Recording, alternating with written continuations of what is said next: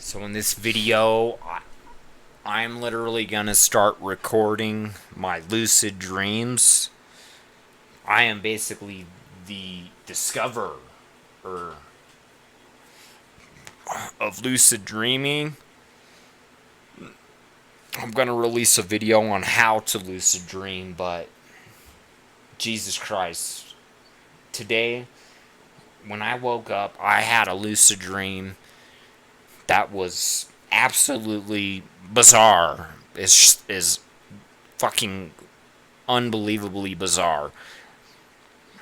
And I just felt connected to it too, but the main reason I felt so connected to this dream was I'm actually getting into a later part of the dream, which I will cover the entire dream here soon. But in the later part of the dream, I met my uncle fucking Tony, in my dream, and oh man, I can't remember everything that um, really happened between the moments of meeting my uncle and my dream, but it was almost as if he released information to me to where it was able to verify that this shit was actually real. And that's why I was like so fucking perplexed and astounded. And when it did happen, I was sitting there thinking, man, I gotta make sure I remember this. I gotta make sure I remember this. Because I felt like, man, this must be something important. Because it was like my uncle telling me something in my dream. So, what happened in my dream, it was. There was a lot of weird shit going on with it, but not only was I escorted to fucking Korea by Jong-Un, my fucking sister Rhonda boarded the fucking airplane with me. But here's the main things that I want to fucking say about my lucid dream. So, right when it started, it was like me and my sister Rhonda were basically called to action, escorted to fucking Korea by Jim Kong-un. Which was weird because, like, as soon as I was, like, basically called to action and basically, like, hey, you need to report to Korea, I didn't even second guess myself. I was like, I'm gone, I'm there, I'm going. It was almost fucking. It was unreal as fuck. So, what happened was basically me and my sister Rhonda very lucidly, I'm not even sure it was my sister Rhonda. It's just from what I fucking kind of made sense of. Like, man, that's my sister Rhonda. I gotta go with her. So we went. But I can give you as many details that I can remember. So when we boarded the fucking airplane, I remember me and Rhonda, we basically got on the airplane, and when I got on the airplane, that's when everything kind of like became lucid and like, didn't make sense. Because, like I said, when me and my sister boarded the airplane, as soon as I boarded the airplane, that's when I lost my sister. It's like she wasn't there. She was gone. She wasn't a part of the dream any further. It was only my experience after that. So I had boarded the airplane, and when I boarded the airplane, that's when I remembered to myself, like, what the fuck am I doing boarding a fucking airplane? Because, like, I'm deathly afraid of fucking airplanes. And that's when I was like, I can't fucking do this. I can't fly. I'm not gonna fly. I'm never gonna fucking fly. What am I doing? And then it was basically the point of no return. It was too late. I had already boarded the airplane, and it was already like, there's no going back, right? So I remember telling myself, like, oh, fuck. Dude, what am I thinking? Why the fuck did I fucking board an airplane when I know that I'm absolutely fucking terrified of airplanes? So basically, when I had boarded the airplane, it came to a moment where when I was looking at everything, it was like, basically almost like a lobby and like a waiting area. And there wasn't very many seats to choose from. So that's when I was like asking myself, like, man, where the fuck am I gonna sit? Because there was like no place to sit, and then everybody was like taking every seat. But what was weird about it is it was almost like a VIP type fucking lobby and like, place to take your seat at. So there was almost like a bench, but it wasn't a bench, it was like a sofa bench. So it was like a sofa, with. And I had walked and approached to take a seat in a couple of the areas, and then it was almost like there wasn't enough room. And I was like, man, I can't fucking sit here. There isn't enough fucking room. How the fuck am I going to sit here? So then I moved on. I was like, well, I'm not going to fucking sit here since you guys don't want me to sit here, and then there's no fucking room. So then I went down towards like this sofa type bench where there was an open seat. And I'm like, man, this is like the only place there is to take a seat. And that's when I told myself, like, man, I'm just going to fucking sit here. And then I remember like kind of taking off my backpack and then just kind of like sitting down. But at that point, it was almost as if when I realized everything that was happening, right? Because then I was sitting there as if it was real. Because that's where I was kind of freaking out. Because, dude, I've been inducing dream states for a while now to where, like, I can't even almost tell when it's not a real fucking dream. I'm always thinking, man, this is fucking real.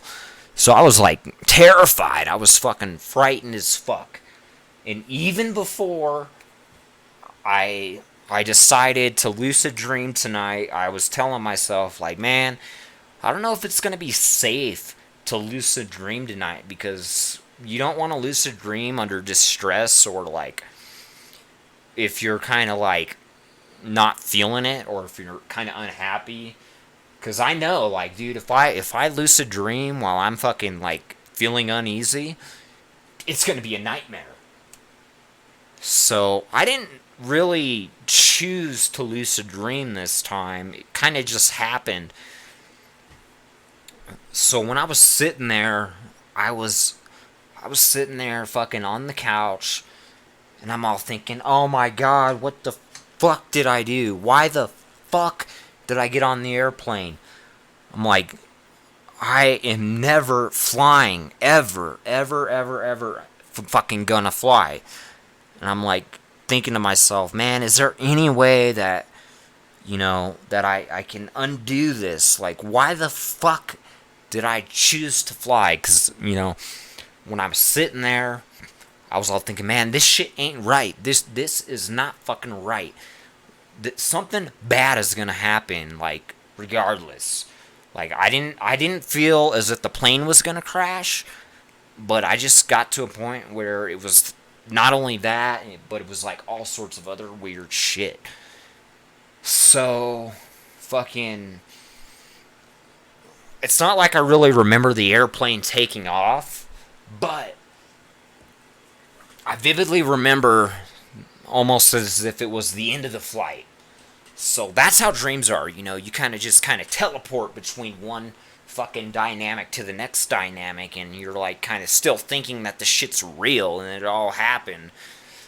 So then, where I really started freaking the fuck out was when I'm sitting on the sofa, you know, praying for my praying for my fucking life, like, oh my god, please just fucking land, please just fucking land, I need to get the fuck off this airplane. Sure enough, the goddamn dream turns into a goddamn nightmare. So the goddamn pilot, literally, the pilot, he was basically a professional pilot, and he was just so overconfident with himself. Like, I'm gonna try to explain what happened whenever he had gone to land the airplane. So I was sitting down, and all of a sudden I'm like thinking, oh my god, what the fuck is happening? Because the pilot, so let's just pretend that this is the flight path. So let's say that the airplane's flying straight. But when he went to go land, he basically did like a fucking huge ass side arch and then came in down and landed like kind of like that. So between the moment of here, when I'm basically arching in this giant fucking turn on an airplane, you know, it's almost like he's fucking, you know, showing off his skill as an air pilot. And I'm all thinking, dude, don't do it. Don't do it. What are you doing, dog? You don't do somersaults. Don't do somersaults. I'm all thinking to myself. So, for some reason, you know, it's a dream. Obviously, dreams don't make sense, right?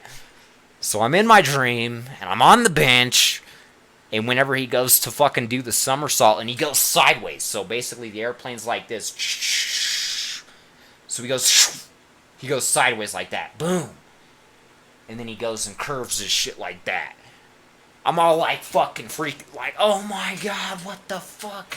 And everybody in the airplane is all getting thrown against the wall, kinda. Except for, you know, me. I'm all fucking holding on to like a chair. Like, dude, oh my god, I gotta hold on for my life. I gotta hold on for my life. So I'm holding on for my fucking life. And then fucking, the airplane lands. That's when I tell myself, like, oh my god, I am never, ever fucking flying ever again. I swear to God, I'm never gonna fucking fly again. And it was at this point, you know, we are safe. We're landed. And I'm all thinking, holy fucking shit. I'm all thinking to myself, was that really necessary? It's like, you know, I'm all thinking to myself, like, dude, you know, I know that the fucking pilot here has skill and is fucking got talent with, you know, he knows how to fly. But, you know, was it really necessary to go do a barrel roll? So the motherfucker does, like, almost a barrel roll. And then that's when I'm like, fucking, the dream teleports. It teleports to the next phase, and that's where I was telling you about the earlier part in the video where I like had met my uncle, and I was like talking to my uncle, and then he was like revealing information to me, and I'm all thinking, oh shit, man, my uncle Tony, he's telling me the future. He's like revealing to me the secrets of what's gonna happen. I'm like, don't forget what he tells you. Don't forget what he tells you. And I don't remember what he told me, but I remember what everything looked like around the area. And what was weird is my Uncle Tony, he didn't look normal. He basically almost looked as if he was under distress, and as if he was gone through so much fucking battle of some sort. So I'm all thinking to myself, oh my god, what happened? What the fuck happened to Uncle Tony? why the fuck does he look like there's some sort of problem going on? But my Uncle Tony, he basically told me some sort. I don't remember what he told me. I can't remember. That's why I'm kind of perplexed by it. But you know how dreams are, like I had just mentioned, fucking the dream teleports at that point.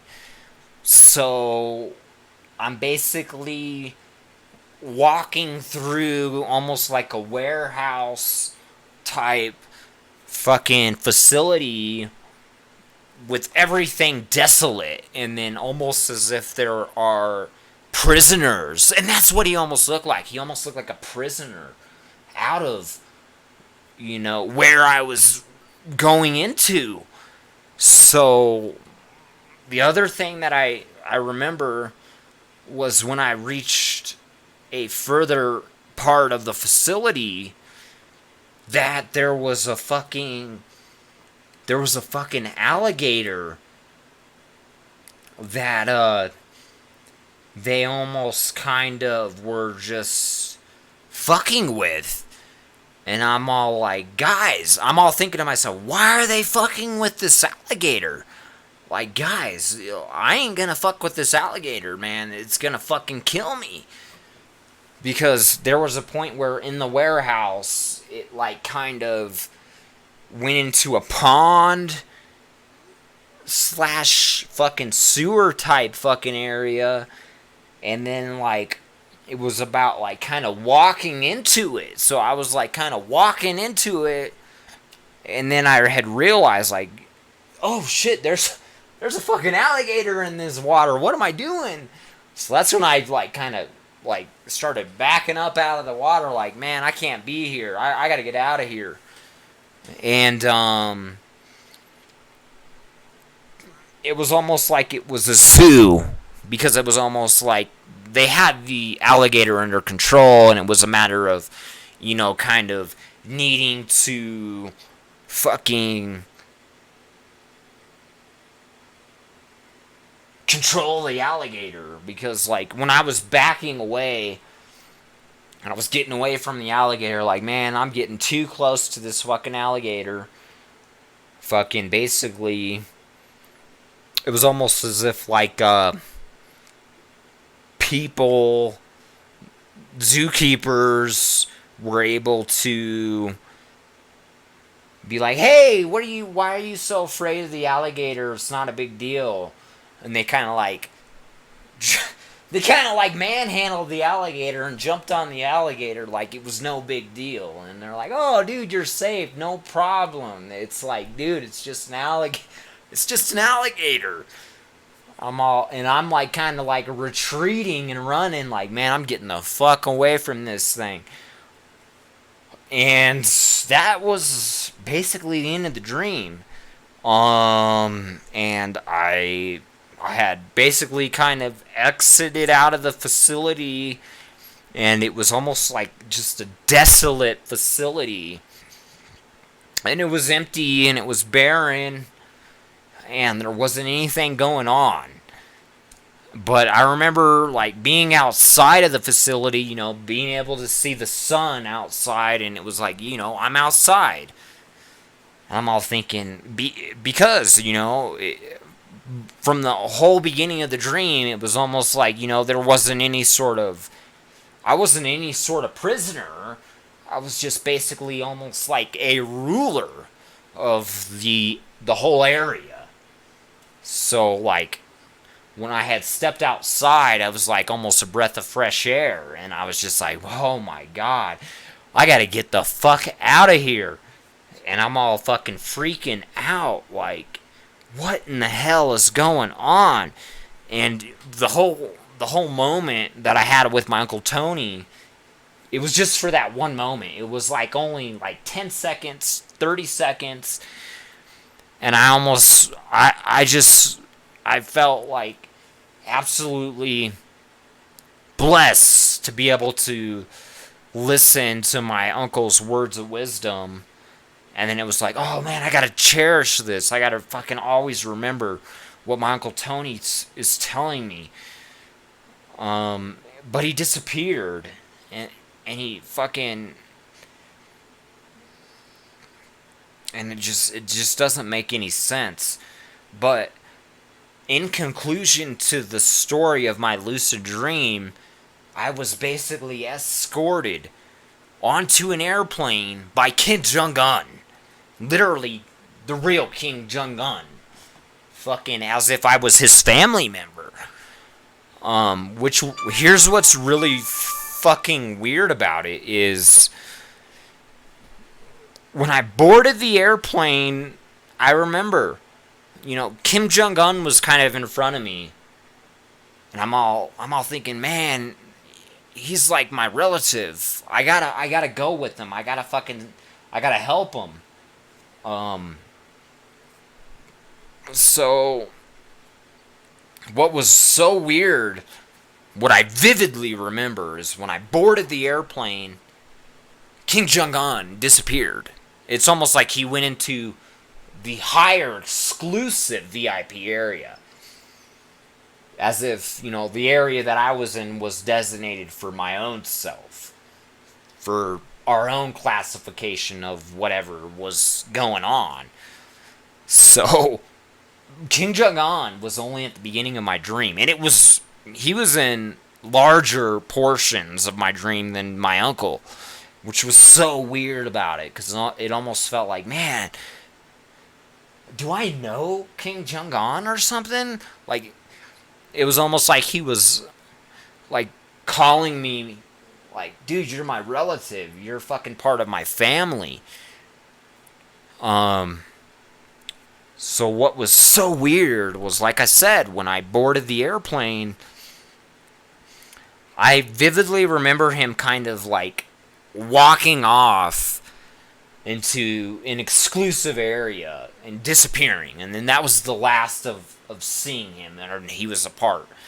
But before we even boarded the airplane, as we were boarding the airplane, I vividly remember, like, oh, dude, what the fuck? I'm following Kim Jong-Un. This is so weird. So it was almost like, dude, the only reason I'm gonna fucking fly was because my sister was already like, yeah, let's go. And then I was like, basically almost following my sister. And then, like, I didn't even think about, like, dude, I'm about to fly on an airplane. Because I'm not down for airplanes. I absolutely am terrified of airplanes.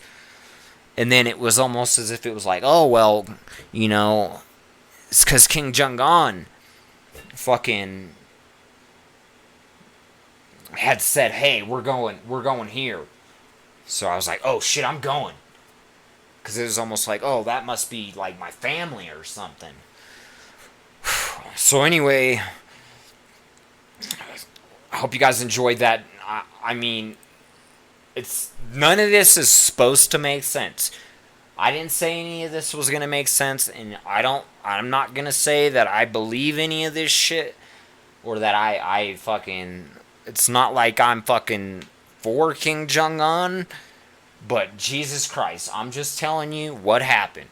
That's what happened. Alright? As far as me being okay with North Korea, I'm born in America, So we're almost basically at war with North Korea. So it's like, it's not like I'm fucking down to join North Korea or something. I'm just telling you what my lucid dream was about. And that's what I'm going to start doing in my videos. Is when I have my lucid dreams, I'm going to literally record what my lucid dreams are. And then tell what my lucid dreams are. Now, there may come a point where if I run across a lucid dream that's kind of too personal to where I don't want to talk about it and it's just for my own self, hell, I'll mention it like, hey, I did have a fucking dream that I'm keeping to my own self because it's just too fucking wild. Absolutely One of the most frightening fucking dreams of my life. And you know what was the most frightening part of the dream? Was when the airplane fucking did that fucking like barrel roll. Going sideways. Because I was all fucking holding on to a chair like fucking. Oh man, I was tripping my ass off. I was like, oh my god, don't fucking die, don't crash, please don't crash. And then it landed. I'm all thinking, holy fucking shit. What in the hell was I thinking? Boarding an airplane